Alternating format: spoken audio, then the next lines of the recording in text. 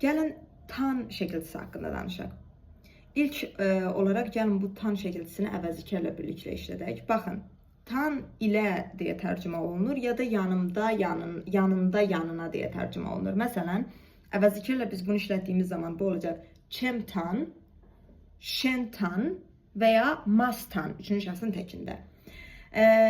Dediyim kimi, tan yanında, yanına deyə də tərcümə olunur. Məsələn, çemtan deyəndə bu mənim yanımda ya da mənim yanıma deyə tərcümə olunur. Məsələn, dediyimiz zaman çemtan aris ya da qısaldaq bunu, çemtana mənim yanımdadır.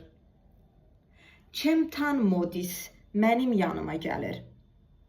Ya da şentana sənin yanındadır. Şentan modis sənin yanına gəlir.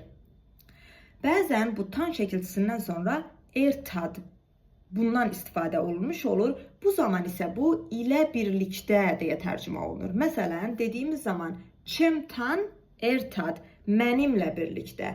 Şentan ertad səninlə birlikdə ya da mastan ertad onunla birlikdə. Dediyimiz zaman çemtan ertad modis mənimlə birlikdə gəlir.